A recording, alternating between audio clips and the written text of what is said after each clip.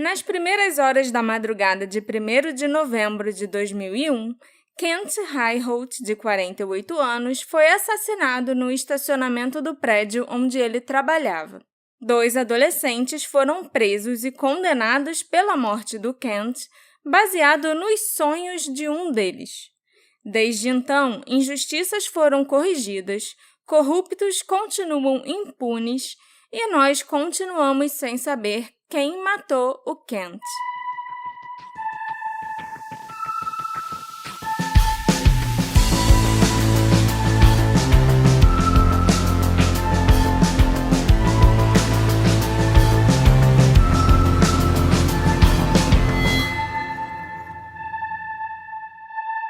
Olá, ouvintes e telespectadores queridos! Sejam bem-vindos ao Detetive do Sofá. Eu sou a Marcela, a host desse podcast, e eu quero começar esse episódio agradecendo aos nossos apoiadores que estão aqui assistindo essa gravação. Eu também já tenho que avisar para vocês que a gente vai passar raiva nesse episódio, tá? Mas pelo menos nós vamos passar raiva juntos, ao vivo, olha só. É verdade, Marcela, a gente está aqui com essa galera linda assistindo a gente ao vivo. E quem está assistindo a gente são os nossos belíssimos apoiadores. E eles têm direito a ver nossos episódios uma semana antes agora, né? Mais ou menos. Ouvir nossos episódios. Ver estão vendo agora. É. Mas ouvir, eles também conseguem ouvir uma semana antes. Aham. Então, se vocês quiserem participar dessa transmissão, que tá muita vergonha alheia porque eu agora travei bonito, vocês podem se tornar apoiadores e participar desse momento, que agora eu vou ficar quietinho com vergonha no meu canto. Ok. Ai, meu Deus. Mas então, Marcela, me conta a história do Kent Ryholt. Eu acho bom a gente rir agora, porque eu acho que esse é um episódio que a gente não vai rir mais nada, né? Ah, dá pra rir um pouquinho. Não é tão dramático, tipo do Andrew Jones, sabe? Do Darren, ou nada assim. É meio triste e injusto, mas a vida é injusta. E a gente continua rindo assim mesmo. Então, né? Okay. Gostou? O Kent Ryholt era um jornalista americano que se formou na Universidade do Missouri em 1975. Não é à toa que ele se fudeu, né? Foi assassinado, porque jornalistas só se fodem. Sempre que aparece alguém jornalista, a Marcela comenta isso. Na vida, não só nos episódios, mas eu vejo algum jornalista se ferrando e, tipo, tá explicado por quê que a pessoa se Ninguém ferrou. avisou na faculdade, né? Ninguém avisa. Não, você só descobre quando você tá no final da faculdade. Mas vamos lá. O Kent era descrito como um homem gentil e tranquilo que apoiava e orientava sua equipe de redatores esportivos. O Kent também era reconhecido como um amante dos animais e chegava a cuidar e alimentar um gatinho de rua que morava perto do local de trabalho dele todos os dias. Antes de trabalhar para o jornal Columbia Daily Tribune, o Kent foi editor de esportes do Times em Shreveport, na Louisiana, e também trabalhou no Nashville Banner. Ele era casado com a sua esposa Deborah desde 1981 e o casal tinha 2 filhos, o Vincent e a Callie Rose. Na noite de Halloween de 2001, do dia 31 de outubro para o dia 1º de novembro de 2001, o Kent Ryholt e o restante dos jornalistas da editoria de esportes do Columbia Daily Tribune estavam trabalhando até tarde, se preparando para a próxima temporada de basquete da Universidade do Missouri. Pouco depois das 2 da manhã, o Kent deixou o escritório. Vários minutos depois, por volta das 2h20 da manhã, a Shauna Ornett, uma zeladora do prédio do Tribune, foi até o estacionamento fazer uma pausa para fumar. Ela avistou 2 figuras nas sombras, perto do veículo do Kent. A Shauna, então, achou aquela cena meio estranha e voltou para dentro do prédio e chamou o supervisor dela, um homem chamado Jerry Trump, que foi até o estacionamento com a Shauna novamente. Quando os dois chegaram no estacionamento, uma das duas pessoas que estavam nas sombras gritou para eles: "Alguém tá ferido aqui, cara!", antes de correr e escapar para um beco próximo. Quando a Shauna e o Jerry se aproximaram do veículo, eles fizeram uma descoberta terrível. O Kent Ryholt estava caído, inconsciente e coberto de sangue. A Shauna e o Jerry ligaram para a emergência às 2h26 da manhã. E, ao mesmo tempo, eles alertaram os outros membros da equipe do jornal que ainda estavam no prédio sobre a condição do Kent. A polícia logo chegou ao local e declarou que ele, infelizmente, já estava morto. Foi determinado que o Kent havia sido atingido na cabeça 11 vezes com um objeto contundente, e depois ele foi estrangulado até a morte com o próprio cinto. Havia uma quantidade substancial de sangue na cena do crime e 2 pares de pegadas ensanguentadas próximas ao corpo do Kent. Ele segurava uma única mecha de cabelo ensanguentado em sua mão, talvez um vestígio de luta contra o seu agressor. Vários papéis estavam espalhados pelo chão ao redor do corpo, e alguns foram encontrados até debaixo do carro do Kent. Entre esses papéis estavam os horários dos jogos de basquete do colégio local e os programas e horários dos jogos de basquete da Universidade de Colômbia. Embora fizesse sentido o Kent ter esses papéis com ele, afinal, ele era o editor de esportes do jornal, ele não cobria o basquete escolar, das escolas de ensino médio e tal, ali da região, e ele também não cobria o basquete na Universidade de Colômbia, especificamente, na época do assassinato. Ele costumava só trabalhar mesmo como editor-chefe, e ele, quando tinha que fazer alguma cobertura, era na Universidade do Missouri, que ele fazia, entendeu? Entendi. A Shauna disse à polícia que ela conseguiu dar uma boa olhada nos 2 homens que estavam nas sombras, enquanto o Jerry relatou que não tinha conseguido vê-los claramente. A polícia recuperou impressões digitais não identificadas na porta e no interior do carro do Kent, bem como os cabelos não identificados na mão do homem morto. A Shauna deu à polícia uma descrição dos caras que ela viu, nas sombras, e os retratos falados foram feitos. Por vários anos, a polícia não identificou nenhum suspeito, nem conseguiu encontrar nenhuma pessoa de interesse no assassinato do Kent. E por um tempo, parecia que o caso logo seria arquivado, já que a polícia não estava fazendo nenhum progresso, mesmo esse sendo um caso bem comentado e com a vítima sendo uma pessoa pública bem querida na região. Na noite de Halloween, 31 de outubro de 2001, Charles Erickson, de 17 anos, estava festejando. Ele havia ingerido uma mistura potente de Adderall, cocaína e álcool enquanto passeava pela cidade universitária de Colômbia, se divertindo e aproveitando o Halloween naquele lugar repleto de jovens que frequentavam uma das 3 universidades locais. Aparentemente, a festa onde o Charles estava tinha sido fechada porque, ela acabou ali porque a polícia apareceu. Tinham vários menores ali bebendo e tal, e usando drogas, e alguém chamou a polícia. Misturando Adderall com cocaína. Pois é. Então é bem aquela coisa de filme americano mesmo. A polícia chega e todo mundo some. Isso. Então, o Charles conseguiu uma carona com o seu amigo Ryan Ferguson para um bar no centro da cidade, chamado By George, onde os 2 meninos sabiam que conseguiriam entrar, apesar de serem menores de idade, porque eles conheciam um segurança do local. E quando os adolescentes ficaram sem dinheiro, a irmã do Ryan, que também estava nesse bar, comprou algumas cervejas e uns drinks adicionais para eles. O resto da noite transcorreu como um borrão para o Charles, como provavelmente aconteceria com qualquer adolescente que tivesse ingerido um coquetel de drogas igual ao que ele tinha ingerido. Adderall, cocaína e muito álcool.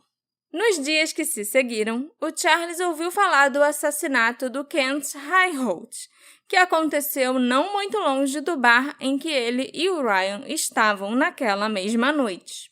Com o passar do tempo, o Charles foi ficando cada vez mais preocupado, temendo que ele pudesse estar reprimindo as memórias daquela noite, e ele também foi ficando bem ansioso, temendo que ele e o Ryan pudessem ter cometido um crime horrível enquanto eles estavam drogados.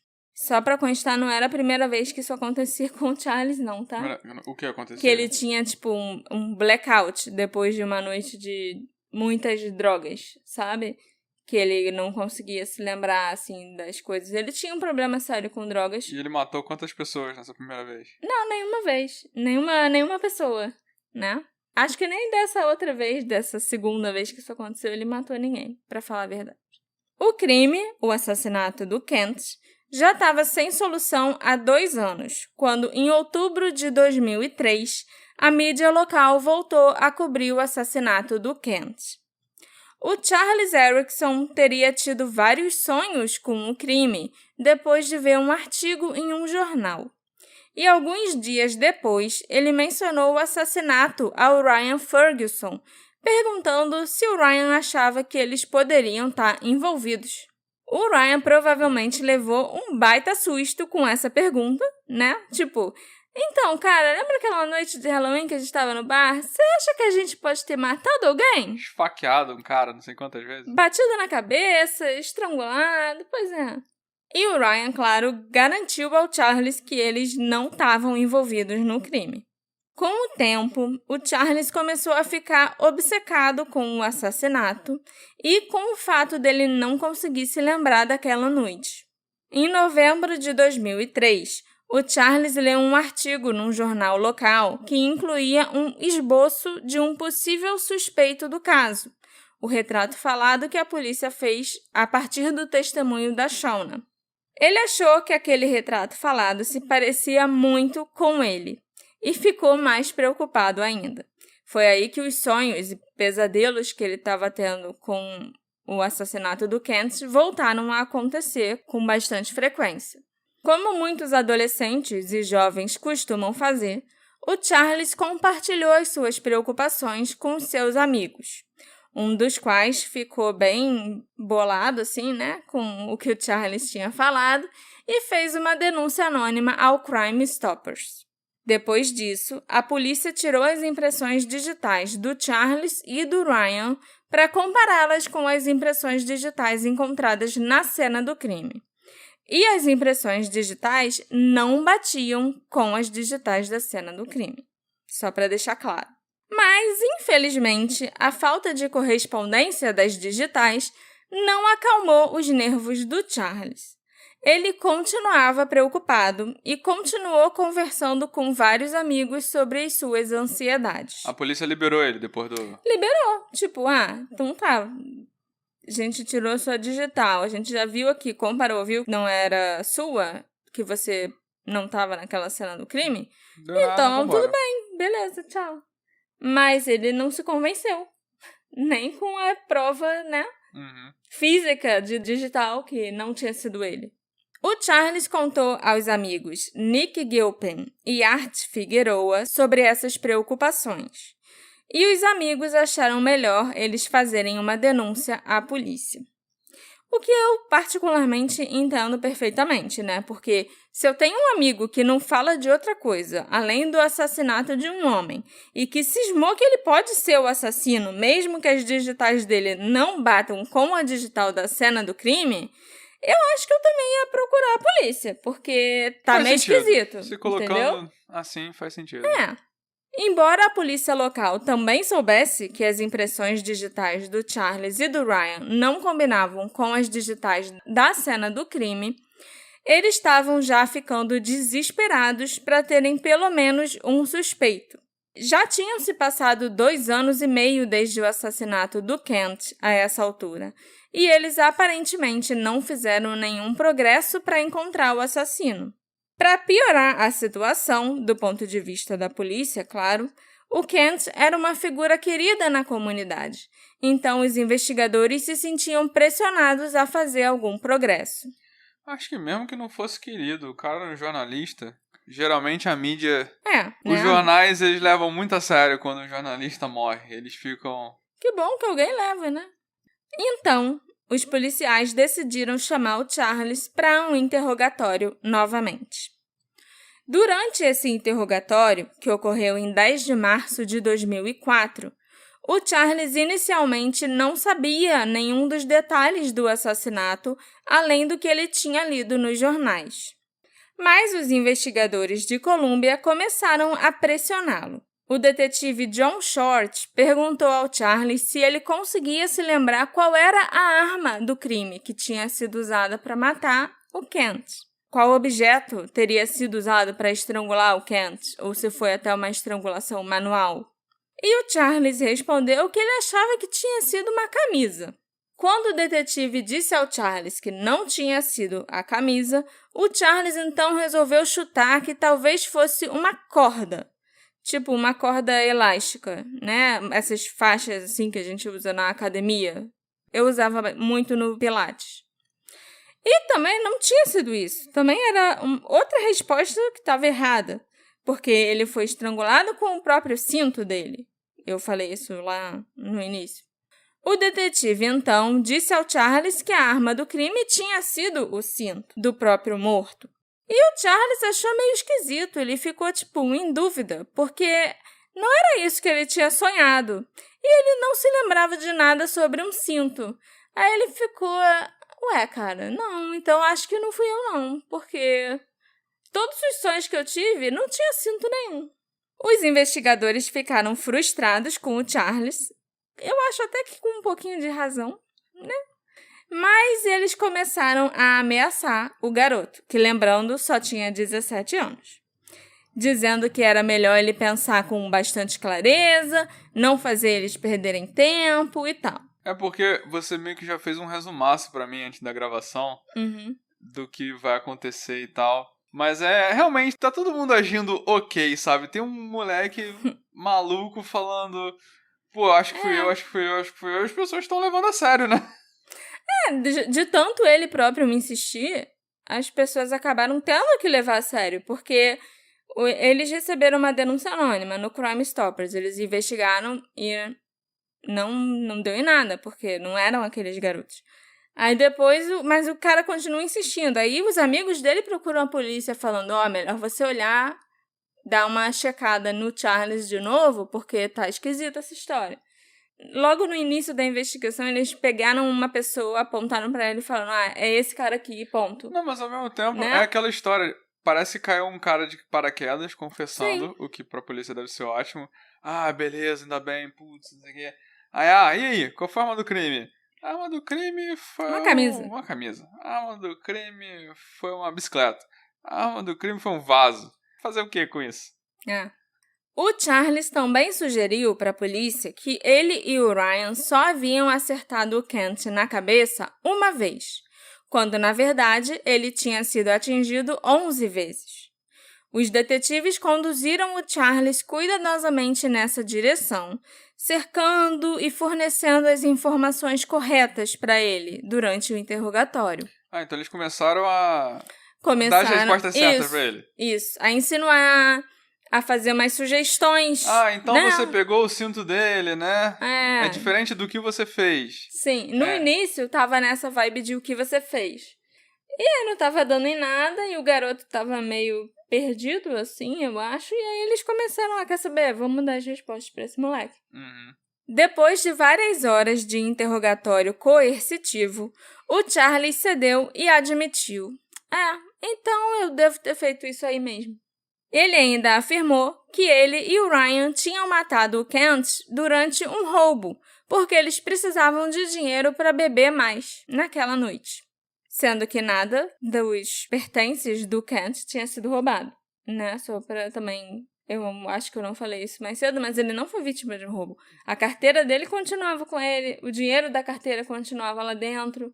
Até porque ele foi meio que interrompido, né? Parece que ele foi meio interrompido no movimento ali. A mulher encontrou ele com os caras ainda, então talvez pudesse ser um roubo.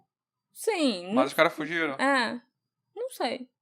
Ou será que aqueles caras nem eram os assassinos? Será que os caras só estavam passando ali e tipo... Eita, o que tá acontecendo? Não, pode ser, né? Sabe? Mas A gente não sabe. ou foi um roubo interrompido ou foi isso aí que você falou.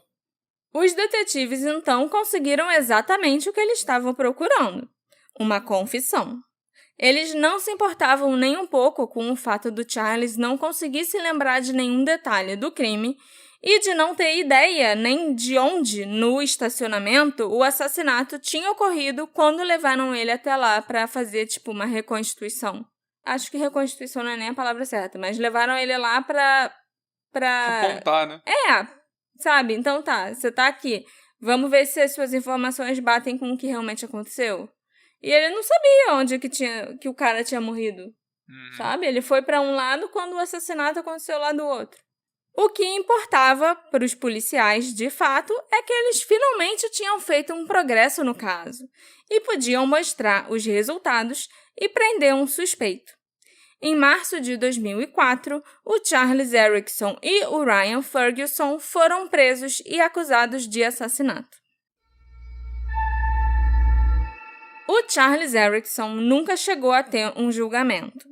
Os investigadores disseram para ele que o Ryan Ferguson pretendia fazer um acordo judicial e testemunhar contra ele, que era uma mentira descarada, já que o Ryan nunca admitiu participação no crime que ele não cometeu e ele também não implicaria o amigo desse jeito, né? O Ryan tinha certeza do que ele tinha feito naquela noite, ao contrário do Charles. Além disso, ainda foram mostrados ao Charles relatórios policiais falsificados, que alegavam que uma testemunha chamada Dallas Mallory tinha visto Charles naquela área na noite do assassinato e que essa testemunha estava preparada para sentar lá no banco e apontar para ele. Só que essa testemunha nem existia. Não existia nenhuma Dallas Mallory nesse caso, e esse relatório que eles mostraram para o Charles também era só forjado. Ameaçado com a possibilidade de receber pena de morte num eventual julgamento, o Charles sentiu que ele não tinha escolha. Ele se declarou culpado de assassinato em 2º grau, quando você não premeditou, né, o assassinato da pessoa, e foi condenado a 25 anos de prisão. O Ryan Ferguson, no entanto, estava preparado para lutar contra essas falsas acusações com unhas e dentes. Infelizmente para o Ryan, o promotor principal desse caso, o Kevin Crane, não tinha nenhum escrúpulo e ele faria qualquer coisa para garantir uma condenação. O promotor falou com a Shawna Ornett, que foi quem encontrou o corpo do Kent e avistou os 2 homens junto com o Jerry Trump. E a Shawna foi bem clara quando ela foi questionada, afirmando que ela tinha certeza que nem o Charles nem o Ryan eram os homens que ela avistou naquela noite. Mas essa informação nunca foi compartilhada pelo promotor para a defesa do Ryan e não foi discutida durante o julgamento dele em 2008, quando a Shawna foi uma das testemunhas. O Kevin Crane foi bastante cuidadoso ao interrogar a Shawna no banco das testemunhas durante o julgamento, se certificando de não perguntar se ela poderia identificar os homens que ela tinha visto naquela noite, já que ele tinha certeza que ela diria que não, que o Ryan não era uma das pessoas que ela viu. Em vez disso, o promotor contou com o Jerry Trump como a principal testemunha do julgamento. Desde o assassinato do Kent, em 2001, o Jerry já tinha sido preso por acusações não relacionadas ao assassinato. Ele foi preso por furto, se eu não me engano. No depoimento original do Jerry, lá de 2001, ele afirmou para a polícia que ele não tinha visto bem os 2 homens e a única coisa que ele notou é que os 2 eram brancos. Mas o promotor convenceu o Jerry a afirmar no julgamento que ele tinha reconhecido o Charles e o Ryan num artigo de jornal que a sua esposa enviou para ele quando ele estava na prisão. Esse Jerry Trump, onde ele entra na história? Ele era o supervisor da Shona. Ele é o cara A Shona que desceu viu junto... que tinha gente estranha no estacionamento, foi lá dentro e chamou ele. Ele tava preso por uma parada que não tinha nada a ver. Isso. Tinham passado 3 anos tá. e ele tava preso por outra coisa, por causa de um furto. Tá. Porque eu achei que era tipo, pegou um cara preso pra falar qualquer coisa. Não. Não. Ele foi o cara que viu... Ele foi lá com a Shona e viu quando um dos caras gritou: "Ei, tem um homem caído aqui", e saiu correndo, entendeu? Uhum. Uma entrevista com a esposa do Jerry Trump, a Bárbara, feita no escritório da promotoria, revelou que ela não se lembrava de ter enviado nenhum artigo para o marido quando ele estava na prisão, não. E é claro que essa informação também não foi compartilhada com a defesa do Ryan. E isso constitui uma violação de Brady. Quem escutou Serial, né, o podcast famoso do Adnan Syed, e os outros podcasts que vieram depois, nesse caso do Adnan, com certeza já escutaram falar da Brady Violation. Essa violação de Brady é quando a polícia ou o Ministério Público, nesse caso aqui do Ryan, a promotoria, né, deixa de compartilhar provas que possam inocentar ou diminuir a pena do acusado. É uma ocultação de provas que poderiam ter mudado o resultado de um julgamento. E isso aconteceu 2 vezes até agora, aqui nesse caso. Quando o Kevin Crane escondeu que a Shona afirmou que o Charles e o Ryan não eram os homens que ela viu no estacionamento, e também aconteceu quando a esposa do Jerry disse que ela não enviou nenhum artigo de jornal para o marido, quando ele estava preso. Foram 2 omissões, né, de testemunhos, de provas que teriam mudado, com certeza, o futuro do Ryan naquele julgamento.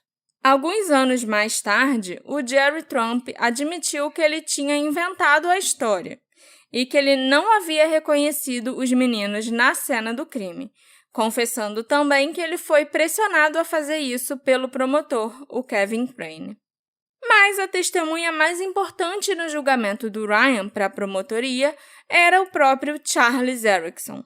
O promotor tinha certeza que o depoimento do Charles o ajudaria a garantir a condenação do Ryan. O Charles tinha concordado em testemunhar como parte do seu acordo judicial. E o fato dele não se lembrar de nada sobre a noite em questão não importava para o Kevin Crane, que até treinou o Charles sobre o que dizer e o que revelar no julgamento.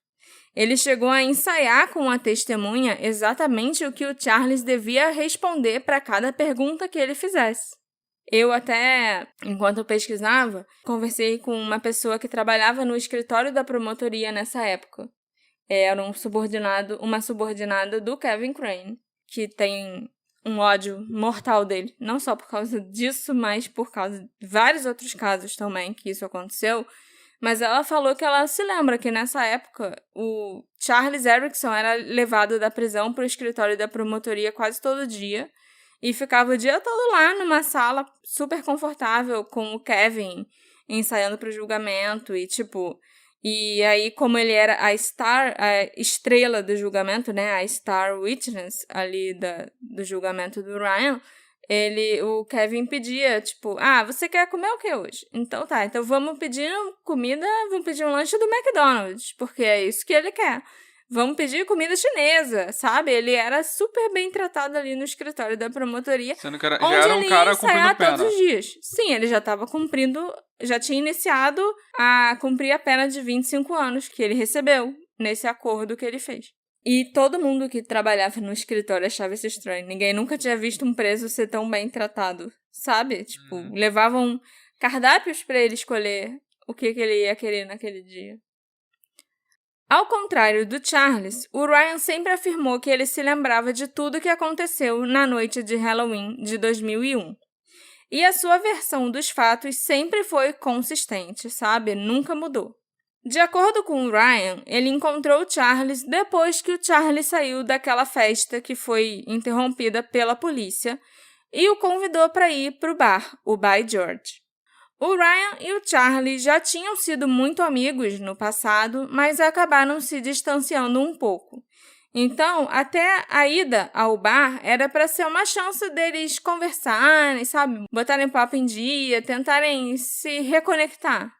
Hoje em dia eles devem estar um pouco mais distantes do que naquela época. Não estão não. Calma. Estou surpreso demais. Calma. Os dois amigos chegaram ao bar por volta das 11h30 da noite, onde eles encontraram a irmã do Ryan, que tinha mais de 21 anos e poderia pedir as bebidas para eles, que só tinham 17. Eventualmente, o Ryan e o Charles ficaram sem dinheiro para pagar por mais drinks, então a irmã do Ryan comprou umas cervejas para eles com o próprio dinheiro.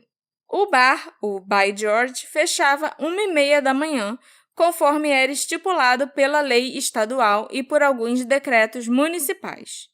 Todos os bares de Colômbia tinham que fechar até esse horário, na verdade, sob a ameaça de multa e perda de licença para vender álcool. Inclusive, 10 das pessoas que estavam no bar naquela noite apresentaram declarações assinadas, bonitinha, por escrito, afirmando que o By George realmente fechou naquela hora, 1h30 da manhã. Apesar disso, a promotoria alegava que o bar tinha permanecido aberto além do horário de fechamento naquela noite.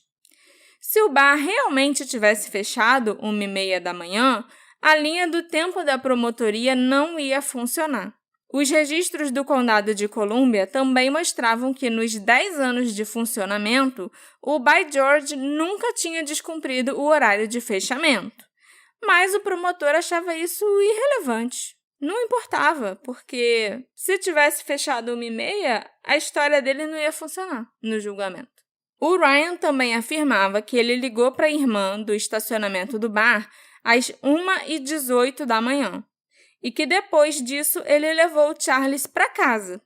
O Ryan então voltou para a casa dele sozinho, onde ele fez várias ligações entre 1h41 e 2h09 da manhã. Todas essas chamadas foram verificadas por registros telefônicos. E então, o Ryan foi dormir. A vítima de assassinato, o Kent Highholt, por sua vez, desligou seu laptop no prédio do Columbia Daily Tribune às 2h08 da manhã. Então, o cronograma da promotoria não se alinhava com os horários todos comprovados pelo Ryan. É engraçado que você falou agora vítima do assassinato, que eu lembrei mesmo, tem a vítima do assassinato. Eu esqueci completamente dele. Parece que o caso... Ele é a primeira vítima desse caso, né? Parece que o caso são só os dois tentando um confessar, o outro tentar se livrar. A defesa do Ryan alegou que todas as evidências encontradas na cena do crime também apontavam para outro suspeito, porque nenhuma das amostras de cabelo, sangue ou impressões digitais coletadas na cena do crime combinavam com o DNA e as digitais do Ryan e do Charles. E nenhum vestígio de sangue da vítima também foi encontrado no veículo que o Ryan dirigia na noite do assassinato. E eles passaram um pente fino naquele carro procurando algum vestígio do Kent ali dentro. Tenho certeza. Infelizmente, para o júri, nada disso importou. Baseando-se fortemente no testemunho do Jerry Trump, que mais tarde admitiu ter mentido sobre a sua identificação do Ryan e do Charles, junto com o testemunho do próprio Charles, que transmitiu informações que ele recebeu do promotor e que, na verdade, não lembrava de nada, o Ryan foi considerado culpado de assassinato e roubo e sentenciado a 40 anos de prisão. O Ryan nunca desistiu de lutar pela sua liberdade. Ele se lembrava da noite em questão e ele sabia que ele não tinha nada a ver com o assassinato do Kent Highholt. Felizmente, o Ryan encontrou aliados em grupos de defesa de condenações injustas. Tipo, como é que é o nome daquele? Innocence Project? Isso aí. E em 2009, a famosa advogada de Chicago, Kathleen Zellner, assumiu o caso do Ryan Ferguson trabalhando pro bono, sem cobrar nada, né? Quem é a Kathleen? Isso que eu ia falar. Para quem tá pensando, eu já escutei esse nome, já escutei falar de Kathleen Zellner antes, ela é a advogada do Stephen Avery, que a gente vê lá no Making a Murderer, que tá até hoje tentando lutar pra ele sair da prisão e tal. Ela aparece no Making a Murderer várias vezes. Na segunda temporada, né? Ela tem mais unhas gigantes. Eu fico pensando, gente, como a mulher consegue viver com uma unha desse tamanho? A Kathleen falou com o Charles Erickson e com o Jerry Trump em 2012. E ambos retrataram os seus testemunhos no julgamento. Eles ainda escreveram e assinaram declarações em que eles admitiam que tinham mentido no julgamento do Ryan. Charles Erickson é quem mesmo? Ué, o outro, o do Outro sonho, garoto. que tá preso. Mas ele agora admitiu que inventou tudo? Sim, porque ele, como ele não se lembrava de nada, na verdade, ele se arrependeu de ter falado... E condenado o amigo. Ele ainda achava que ele devia ser culpado. Ele ainda estava convencido disso. Mas ele estava arrependido de ter prejudicado o amigo, entendeu? De ter envolvido o Ryan nisso tudo. Essas declarações foram apresentadas numa audiência de habeas corpus, juntamente com o depoimento dos 2 homens. O Charles, que foi lá depor, afirmou que o promotor, o Kevin Crane, o pressionou a implicar o Ryan no crime.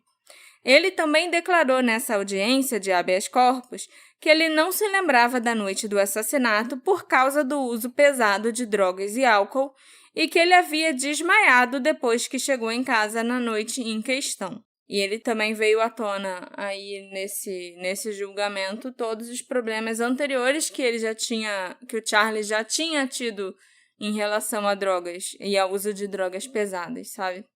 Já o Jerry Trump retratou a história da esposa ter enviado o artigo de jornal para ele na prisão. O Jerry afirmou que o Kevin Crane o pressionou para testemunhar contra o Ryan e disse que a primeira vez que ele viu as tais fotos do jornal foi em 2004 no gabinete do promotor, depois que o Jerry tinha sido libertado da prisão pelas acusações de furto, que não tem nada a ver com esse caso, tá, Alexandre? Só para você lembrar. Em mais de uma ocasião, o promotor teria dito ao Jerry que tinha pegado os 2 caras certos, que ele não tinha a menor dúvida. E o Kevin também teria mostrado ao Jerry um jornal com a foto do Ryan e dito que seria útil para ele que o Jerry identificasse o Ryan como tendo estado na cena do crime. Michael Boyd, um homem que foi a última pessoa a ver o Kent Highholt vivo, ele também era jornalista e trabalhava no Columbia Daily Tribune, também foi chamado para depor nessa audiência de habeas corpus. E durante o interrogatório do Michael, feito pela advogada a Kathleen Zellner, foram destacadas inconsistências em sua história e sua linha do tempo. E para piorar a situação, aparentemente o Michael já tinha contado 5 histórias conflitantes em depoimentos na época do assassinato, mas ninguém nunca o chamou como testemunha durante o julgamento do Ryan e ele não foi investigado como um suspeito. A gente vai falar mais do Michael Boyd mais tarde, né? Daqui a pouco. Sua cara de quem fez uma grande descoberta. Nesse meio tempo aí, existe um clamor pra soltar esse garoto? Pra soltar o Ryan? O Ryan. Sim. A sociedade tava achando que tinha havido um grande mal-entendido? Ou ficou naquela que, as pessoas que estão presas foram elas mesmas, vamos esquecer e deixar isso pra lá? O pai do Ryan começou a já correr atrás, fazer barulho, logo no dia que saiu a sentença do julgamento dele. E depois que a Kathleen Zellner entrou no caso e que ela descobriu, né, que todas essas pessoas tinham sido manipuladas e que o promotor tinha feito as pessoas mentirem e tinha ameaçado outras pessoas e coisas assim, ela foi à mídia e, jogou no ventilador. Porque é isso que ela faz. E ela é famosinha, né? Ela tem os contatos dela. Ela é bem famosa. Ela já era bem famosa nessa época. E então, todo mundo acabou ficando do lado do Ryan, pedindo para que, né, o Ryan fosse solto e que o julgamento dele fosse anulado e tudo isso. Sobre o Charles, as pessoas ficavam ainda com o pé atrás porque ele tinha confessado. E a Kathleen Zellner não estava representando o Charles, então tudo que ela fazia era pro Ryan, sabe? Era em nome do Ryan. A Kathleen entrou com um pedido original de habeas corpus no Tribunal de Apelações do Missouri, citando uma série de falhas no julgamento criminal. Entre essas falhas, as mais notáveis eram as omissões de evidências por parte da promotoria, como o fato de não terem informado sobre o depoimento da esposa do Jerry Trump, por exemplo, onde ela afirmava que nunca enviou artigo nenhum para o marido. A zeladora, a Shauna, que testemunhou que viu os 2 homens fugindo do estacionamento, também afirmou sob juramento que ela havia dito ao promotor que o homem que ela viu na noite do assassinato não era o Ryan Ferguson. Ela ainda afirmou também que o Kevin Crane repetidamente tentou convencê-la a implicar o Ryan no crime e que ele se tornou ameaçador durante a sua última conversa com ela. Apesar de ser a única testemunha que poderia identificar os homens, a Shauna nunca foi questionada no tribunal se ela poderia identificar o Ryan Ferguson. A Kathleen Zellner alegou que a promotoria não pediu a ela para identificar o Ryan porque eles sabiam que a resposta dela seria negativa e prejudicaria o caso. Outra evidência que foi escondida da defesa era relacionada ao período do assassinato e aos movimentos do Ryan e do Charles durante aquela noite. O Charles testemunhou no julgamento do Ryan que, após o assassinato, ele e o Ryan voltaram ao bar por volta das 2h45 da manhã e que o segurança tinha deixado eles entrarem novamente, o mesmo segurança que deixou os 2 menores entrarem no bar na primeira vez. E o Charles ainda afirmou no julgamento que eles saíram do bar de novo entre 4 e 4h30 da manhã. Mas a Kim Bennett, uma cliente do bar que conhecia o Ryan e o Charles, testemunhou que ela viu os 2 amigos deixarem o bar entre 1h15 e 1h30 da manhã. Ela nunca foi chamada para testemunhar no julgamento original e a sua declaração não foi divulgada para a defesa do Ryan. O Mike Shook, o segurança do bar na noite do assassinato, também testemunhou que o bar fechou 1h30 naquela noite, né? Como eles sempre faziam por causa da lei lá do Missouri. E ele refutou as afirmações do Charles de que ele e o Ryan teriam voltado ao bar após o assassinato. Era impossível porque o bar já estava fechado desde 1h30. A condenação do Ryan foi anulada em novembro de 2013, com base no fato de que a promotoria omitiu provas importantes da defesa. Foi quantos anos que ele ficou preso, então? Ele foi preso em 2004 e a condenação foi anulada em 2013. Então, foram 9 anos na prisão. Não, na verdade, ele tinha sido preso em 2003, né? Logo, não, 2004, quando o Charles confessou, até 2013, mas ainda teve um tempo até ele ser libertado, porque tem... Tudo demora. Tudo demora, porque a condenação foi anulada, mas aí o Estado vai recorrer, aí a defesa vai recorrer, e aí nisso ele ficou 11 anos preso no total. Caraca. Entendeu? Após essa anulação, o procurador-geral do Missouri, que tentou recorrer várias vezes, quando ele finalmente perdeu em última instância, ele anunciou que não planejava apresentar novas acusações contra o Ryan. Porque o julgamento foi anulado, né? Sim. Ainda podia ter um novo julgamento. Em 2014, o Ryan entrou com uma ação civil contra o Estado por sua condenação injusta. E ele recebeu $11 milhões em danos morais. 1 milhão para cada ano que ele passou preso. Por isso que eu sei que foram 11 anos, quando você perguntou, entendeu? Foi um investimento. Mas... Será que valeu a pena? Será que valeu a pena? Perder 11 anos da vida na prisão Fica aí pra ganhar 11 milhões? Fica aí não valeu a pena. Não valeu a pena. O Ryan não perdeu tempo para começar a compensar os anos perdidos. Ele escreveu livros de fitness e se tornou um preparador físico. Ele também apareceu num programa da MTV sobre falsas condenações. Também fez um documentário para o Netflix chamado Dream Killer. E, recentemente, ele competiu no The Amazing Race, onde ele e o seu companheiro de equipe ficaram em 3º lugar no programa. Olha aí. Nossa, quando eu era criança, Amazing Race era o meu reality show preferido. Era, tipo, o meu sonho e o da minha irmã fazer uma dupla para ir competir no The Amazing Race.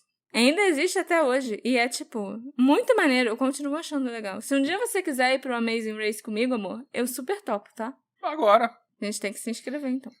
O Ryan não sente raiva e nem guarda nenhuma mágoa ou sentimentos negativos contra o Charles, que ele acredita que foi completamente manipulado e usado pelas autoridades.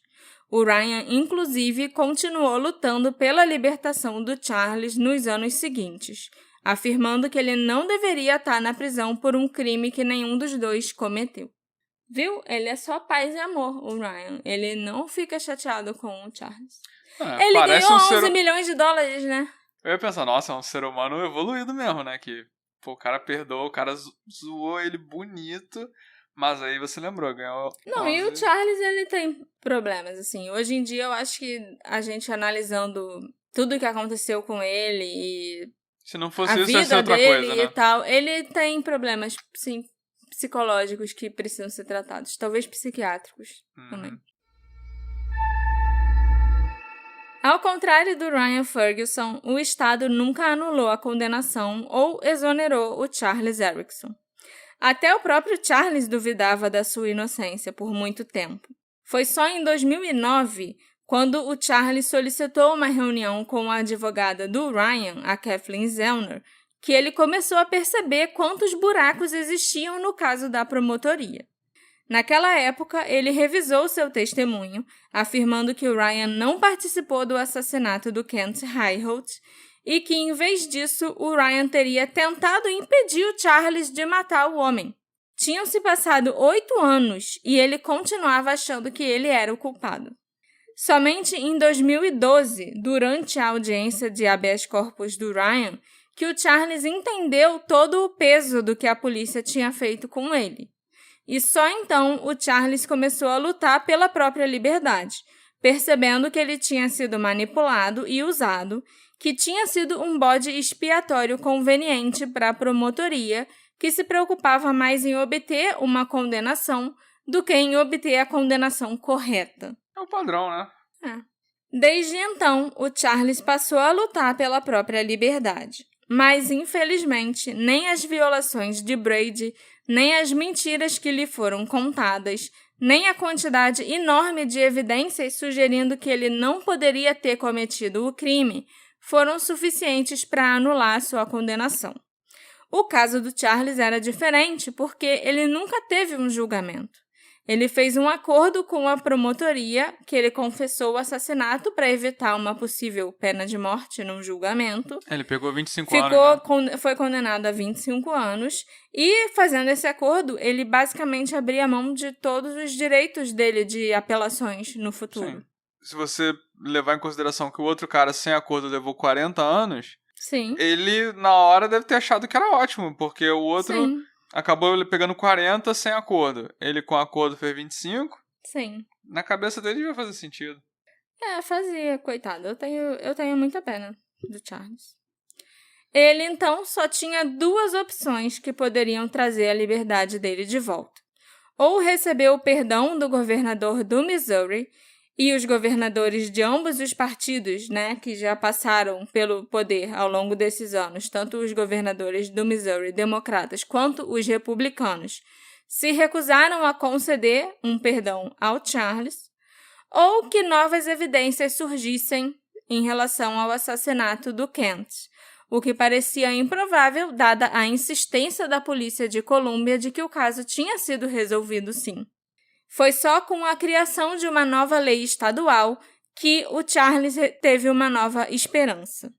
Essa lei do Missouri permitia que os presos que cumpriam penas por crimes cometidos quando ainda eram menores de idade solicitassem liberdade condicional antecipadamente. E o Charles tinha só 17 anos quando ele foi preso, acusado por esse crime. Então, ele teve direito a pedir a condicional. Em novembro de 2022, o recurso da liberdade condicional do Charles foi aprovado. Ele finalmente saiu da prisão no dia 9 de janeiro de 2023. A mãe dele, que administrava uma página no Facebook e um site chamado Free Charles Erickson, ficou em êxtase, tadinha. E, tipo, quando ela soube que o filho ia sair da prisão, sabe? Ela quase passou mal de felicidade de saber que ela ia poder encontrar e abraçar o filho dela. E logo que ele saiu da prisão, ela postou uma foto dele junto com ela e tal. Então, pelo menos essa injustiça também foi corrigida. Por mais que a injustiça tivesse sido causada pelo próprio Charles, mas eu acho que ele era uma vítima dos próprios problemas, né? Os próprios distúrbios mentais que ele já sofria e que nunca tinham sido diagnosticados. E também por causa do grande problema que ele tinha com drogas, sabe? Ele foi uma pessoa muito, muito fácil da polícia pegar e manipular e fazer o que queria com ele. Tadinho. Ele ainda era menor de idade, então, assim, ninguém também se importou em avisar pra ele que no Missouri, eu acho, pelo que eu pesquisei, os menores de idade não podem ser condenados à pena de morte, entendeu? E usaram isso contra ele pra ele fazer um acordo, sendo que se ele fosse a julgamento, ele não receberia a pena de morte porque ele tinha só 17 anos quando o crime aconteceu. E tem várias outras coisas, assim, que dá pra gente ficar com pena. Todos os interrogatórios dele, ele foi sozinho. Sem advogado, sem a mãe, sem o pai, sem ninguém presente, sabe? Era só ele e a polícia, ele e o promotor, ele... Me parece algo que, porra, um advogado meia boca teria ajudado muito. Mas ele não sabia, ele não sabia o que tinha acontecido, ele achava que era culpado, ele achava que ele ia chegar lá e a polícia ia, tipo... Descobrir a verdade, sabe? Que ia ajudar ele. Então, ele foi uma vítima, assim, dessa situação toda. Com o Ryan Ferguson e o Charles Erickson já libertados, as falsas convicções que uma vez atormentaram esses jovens estão finalmente sendo corrigidas. Embora tarde demais. Eles perderam anos da vida deles na cadeia. Essa é uma forma vazia de justiça, considerando o quanto das vidas dos dois garotos foram passadas atrás das grades. Mas ainda assim melhor que nada. Melhor que nada. A única pessoa que nunca recebeu verdadeiramente justiça nesse caso é o Kent Highholt. E, claro, os seus familiares sobreviventes, incluindo aí os netos que ele nunca conheceu. Em vez disso, a culpa pelo assassinato do Kent foi habilmente transferida para 2 bodes expiatórios, a fim de saciar a sede do público por respostas que a polícia simplesmente não tinha e que até hoje não tem. E só para deixar claro para vocês, né, a família do Kent nunca acreditou que o Ryan e o Charles eram os assassinos. Eles, inclusive, também ajudavam nas campanhas online que pediam que os dois fossem exonerados ou fossem libertados. Eles queriam que justiça fosse feita para o Kent, sim, mas não às custas desses 2 garotos que não tinham nada a ver com o crime. Eles tinham noção que tinha um assassino por aí, né? Mas tem muita família de pessoas que foram assassinadas, que morreram e tal, e que alguém foi preso, algum inocente foi preso e que fica comprovado depois que aquela pessoa era inocente, que continua não aceitando e continua acreditando que era aquilo mesmo. Sim. E agora a injustiça aconteceu comigo, porque o assassino do meu amigo, do meu filho, do meu parente tá sendo solto, sabe? Mas é isso que eu tava esperando, justamente. É o que a gente vê muito, sabe? A família não se manifesta, não quer saber, tipo, nem quer considerar que houve um julgamento errado e tal. Mas nesse caso não, a família do Kent apoiava as famílias do Ryan e do Charles. Bacana. Se a polícia de Colômbia tivesse seguido todas as pistas possíveis desde o início, esse caso poderia ter sido resolvido. Por exemplo, a polícia poderia ter uma imagem muito mais clara do que aconteceu com o Kent se tivesse investigado o Michael Boyd, a última pessoa a vê-lo com vida. Eu preciso deixar claro que o Michael nunca foi apontado como um suspeito pela polícia de Colômbia. Ele não era uma pessoa de interesse nesse caso. Mas para mim e para os detetives do Sofá, que até criaram uma petição online para que ele seja investigado, o Michael é o suspeito mais provável. E deixa eu contar por quê. Como eu mencionei brevemente quando eu estava falando do julgamento do habeas corpus do Ryan, o Michael foi a última pessoa a ver o Kent vivo. Os dois eram colegas de trabalho, estavam lá no escritório juntos naquela noite, e foi o próprio Michael que admitiu que ele foi a última pessoa a ver e a interagir com o Kent. O Michael foi interrogado logo depois do assassinato, assim como todas as pessoas que estavam no prédio trabalhando naquela noite. E ele afirmou a um investigador que ele deixou o prédio do Columbia Daily Tribune pouco depois das 2 da manhã do dia 1º de novembro de 2001, momento em que ele falou com um zelador chamado Mike Henry por 5 ou 10 minutos antes de caminhar até o carro do Kent Highholt e falar com ele por algum tempo. O Michael, então, deixou o estacionamento por volta das 2h20 da manhã, alegando que não viu mais ninguém no local naquele momento.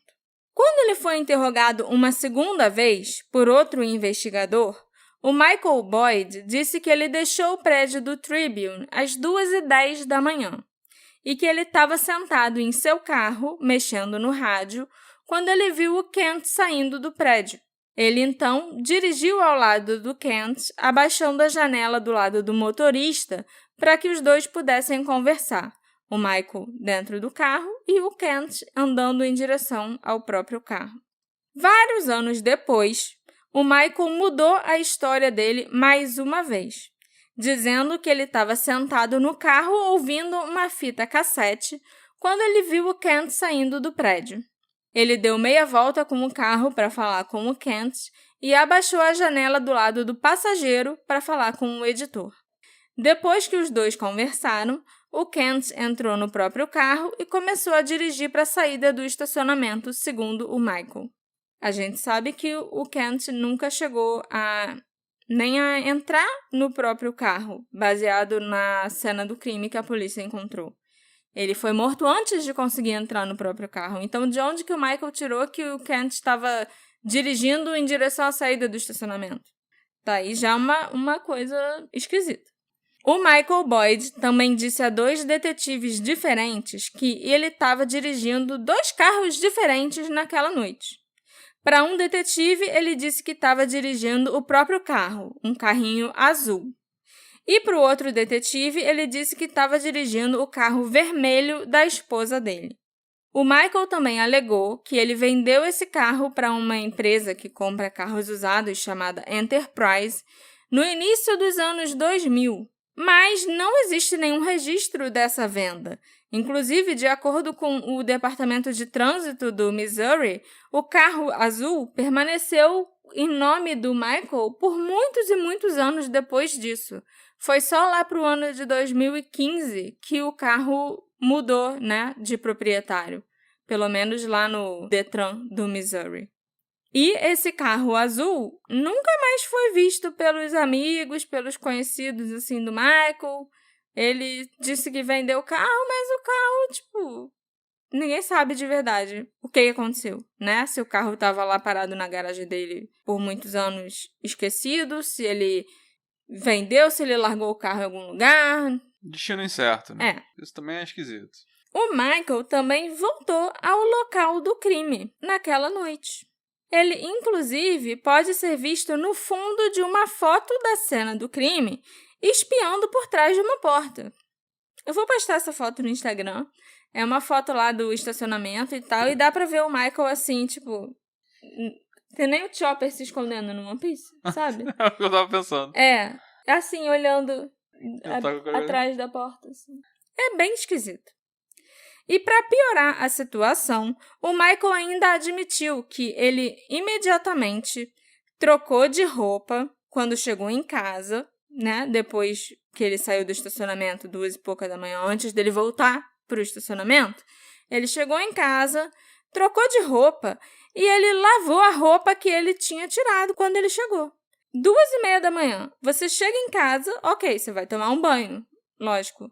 Mas você tira a roupa e você não vai só jogar a sua roupa no cesto de roupa suja. Você resolve lavar a sua roupa naquele horário mesmo, às 2h30 da manhã. E você nem lava outras roupas junto para ajudar tua mulher, né? No trabalho doméstico. Você vai lavar só aquela roupa específica que você tirou. É meio esquisito. O Michael, então, voltou ao local do crime por volta das 4h15 ou 4h30 da manhã. E ninguém nunca questionou por que ele fez isso.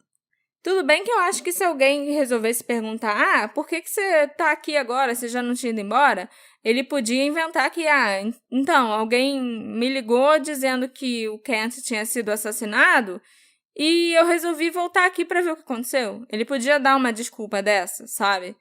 Mas ninguém tinha questionado, ninguém achou estranho ele ter voltado lá. O Michael afirmou que quando ele chegou ao local, às 4 e pouca da manhã, o corpo do Kent estava virado para baixo. E embora o corpo tenha sido originalmente descoberto com o rosto virado para baixo, sim, ele já tinha sido virado para cima pelos investigadores a essa altura, depois das 4 da manhã. Então, quando o Michael chegou lá por volta de 4 e pouca, o Kent já estava virado de barriga para cima. Então, como ele sabe que o Kent em algum momento, esteve virado com o rosto para baixo? Sabe, que ele foi encontrado pela polícia com o rosto para baixo. E o Michael também afirmou que havia muitos paramédicos no local quando ele esteve lá. Mas os paramédicos saíram da cena do crime muito antes das 4h15 da manhã.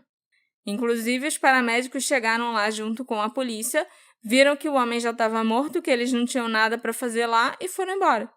Assim, o Michael Boyd contou várias versões diferentes e histórias conflitantes sobre a noite do assassinato do Kent. Embora isso não signifique que o Michael matou o Kent, certamente justificaria uma investigação mais aprofundada pela polícia de Colômbia, uma investigação que nunca foi conduzida. A Kathleen Zellner, durante o julgamento do habeas corpus do Ryan, explicou que o Kent havia criticado muito o trabalho do Michael por algum tempo. O Michael cobria esportes do ensino médio. No caso, ele cobria basquete e futebol americano das escolas, de ensino médio. E alguns dias antes do assassinato, o Michael deveria ter ido até em uma dessas escolas e tirado uma foto de um determinado atleta para ilustrar um artigo. Mas, em vez de fazer isso, o Michael resolveu usar uma foto do time todo. Eu não sei o que esse artigo falava, especificamente, se era algo criticando esse atleta ou não sei. Mas o Kent ficou muito puto e fez o Michael procurar um número de telefone de todo mundo que estava naquela foto do time e ligar para um por um para se desculpar pela foto publicada sem autorização. O Michael teria se sentido bem humilhado nessa situação, tendo que ligar para pedir desculpa para os adolescentes. Ok. É uma situação esquisita, mas foi o único motivo que a Kathleen Zellner tinha para incriminar o Michael. Para falar do Michael. Não, e ao mesmo tempo foram encontradas o papel que tinha a ver com basquete que eu ia falar. infantil. Tem esse detalhe que eu ia mencionar. Que tinham vários papéis, encontrados na cena do crime, alguns até embaixo do carro do Kent. E o Kent não cobria o basquete do colégio local, nem o basquete do Columbia College naquela época. Quem cobria era o Michael Boyd. Então, é perfeitamente possível que esses papéis tenham pertencido ao Michael. Apesar de todas essas evidências, a polícia de Colômbia mal investigou o Michael. Eles não revistaram sua casa ou seus veículos e nunca tentaram localizar o carro azul que ele disse que vendeu, mas não vendeu. O Michael também foi entrevistado apenas 2 vezes logo após o assassinato do Kent, o que é muito frustrante devido às suas histórias conflitantes e ao simples fato dele ter sido a última pessoa a ver o Kent vivo, Então, ele com certeza teria que ter sido interrogado mais vezes para dar mais detalhes e ainda mais que as 2 versões da história que ele deu para dois policiais diferentes eram diferentes, Não batiam. Mas, como a Kathleen Zellner apontou durante a audiência de habeas corpus do Ryan, Alguns dos relatos e linhas do tempo dados pelo próprio Michael até o colocam com o Kent no momento do seu assassinato. Ele desligou o laptop às 2h08 da manhã e aí desceu para ir embora. E o Michael, de acordo com ele próprio, também teria descido em torno de 2h10 da manhã, sabe? Então, se o Kent morreu até entre 2h10 e 2h20, que era a estimativa da polícia, o Michael teria visto o assassinato acontecer. Se não foi ele quem assassinou. Ouvido um barulho, visto uma Pois movimentação, alguma coisa assim. As pessoas que conhecem o Michael deixaram claro que não podem imaginá-lo matando o Kent. E dizem que o relacionamento dos dois estava longe de ser antagônico, como a Catherine Zellner afirmou naquele julgamento. O Kent já tinha feito muito pelo Michael.